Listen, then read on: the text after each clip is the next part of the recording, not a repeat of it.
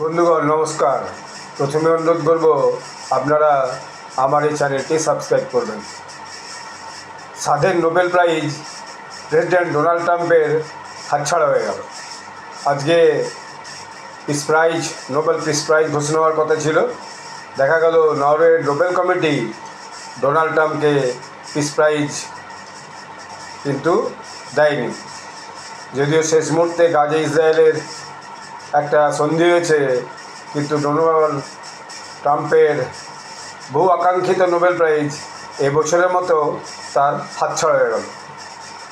তার পিছনে কী কী কারণ সেটা অবশ্যই বিস্তারিত দেয়নি, কিন্তু নোবেল প্রাইজ যিনি পেয়েছেন তিনি হচ্ছেন ভেনেজুয়েলার অপোজিশন লিডার মারিয়া করোনিয়া মাছাদো।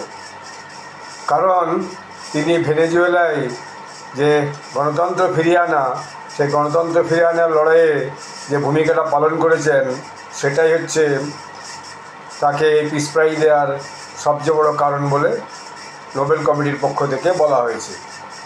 এখন পাকিস্তানে কী হবে? পাকিস্তান তো প্রথম দিন থেকেই প্রেসিডেন্ট ট্রাম্পের খুব লবি করছিল। তারপরে আর্মি চিফ হোয়াইট হাউসে যে দুবার তিনবার খানাপিনাও করে এসেছে, শাহবাজ শরীফও সেসব দেখে পিছিয়ে থাকবে কেন, তিনিও যে খানাপিনা করে এসছেন। এর বাইরে আজারবাইজান আর্মেনিয়া তারও যুদ্ধ থামিয়ে দিয়েছে বলে তাদেরকে দিয়েও বলা করিয়েছে। শুধু তাই নয়, ডোনাল্ড ট্রাম্প নরওয়ের ফাইন্যান্স মিনিস্টারকে ফোন করে বলেছিলেন, আমার কিন্তু নোবেল প্রাইজ চাই, আমি যাতে সেটা পাই সেটা আপনি দেখবেন। তো বুঝুন অবস্থা, এক মানুষ একটা প্রাইজের জন্য হাহাকার করতে চাচ্ছিল, কিন্তু দেখা গেল এবছর তার হাত থেকে এই প্রাইজ ফসকে গেল। এখন এতে ডোনাল্ড ট্রাম্প যত বেশি হতাশা হবে, তার সঙ্গে তার যে অনুচররা, বিশেষ করে তার প্রেস সেক্রেটারি,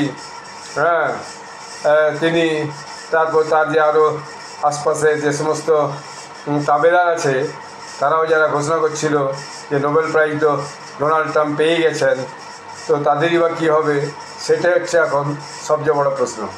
ডোনাল্ড ট্রাম্পের স্বাধীন নোবেল তার হাতের বাইরে চলে গেল। এখন সবারই প্রশ্ন, এরপরে তিনি কী করবেন?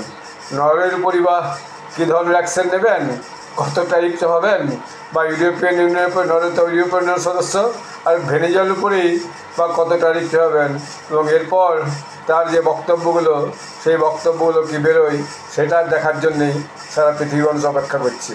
আপনারা আমার এই ভিডিওটি দেখার জন্য ধন্যবাদ।